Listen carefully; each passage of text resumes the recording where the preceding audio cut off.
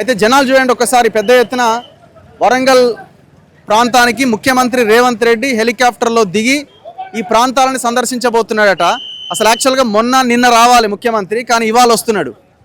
పండుగంతా అయిపోయినాక వచ్చినట్టున్నది వ్యవహారం. సో ఒక్కసారి ఈ జనాన్ని చూడండి. ఈ ఇంజనీర్స్ కాలనీ మొత్తం మునిగిపోయింది. సో ఈ కాలనీలో ఉన్న ప్రజలని పరామర్శించడానికి తెలంగాణ ముఖ్యమంత్రి రేవంత్ రెడ్డి రాబోతున్నారు. వీళ్ళంతా ఈ గుడిసెవాసులు, స్థానికంగా ఉన్న ప్రజలు వీళ్ళంతా. సో ఒక్కసారి వీళ్ళందరితో మనం మాట్లాడించే ప్రయత్నం కూడా చేద్దాం. ఒకసారి చూడండి, వీళ్ళందరినీ ముఖ్యమంత్రి పరామర్శించబోతున్నారట. ఏమైందమ్మా, ఎందుకు నిలబడ్డారు? ఎందుకు నిలబడ్డారు? వెనకగడ జరుగురు, పోలీసు వాళ్ళు చెప్తారు. ఏమైంది? కర్రలా నిరిపోయిన ఇల్లు లేదు, మా కొడుకు మా కోడలు వదిలేసిపోయింది, ఇద్దరు పిల్లలు ఉన్నారు, వాళ్ళకి ఏం లేదు, ఇల్లు లేదు, ఇల్లు కట్టాలి, మాకు బియ్యం లేవు, ఏం లేవు తినడానికి, బట్టలన్నీ అనిపోయినాయి, అంత ఇరుకు మొత్తం ఇరుకు కర్ర నీటి కూలి అటు ఒరిగింది ఇల్లు చూద్దరాండి. గుడిసెనా ఇల్లుందా?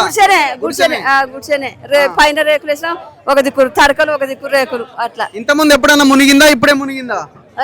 మునిగింది, అంతకుముందు కూడా సార్ పోయింది, ఎవరు పట్టించుకోలే. ఎన్నేళ్ల నుంచి ఉంటున్నా గుడిసెలా?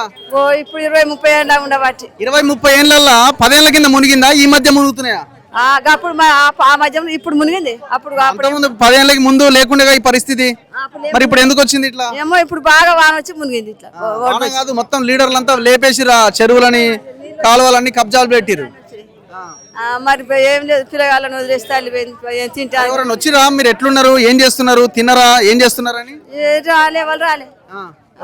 ఎవరో అప్పుడు ఒకసారి ఆనామ వచ్చిపోయింది, ఇద్దరు ముగ్గురు వచ్చిపోయారు.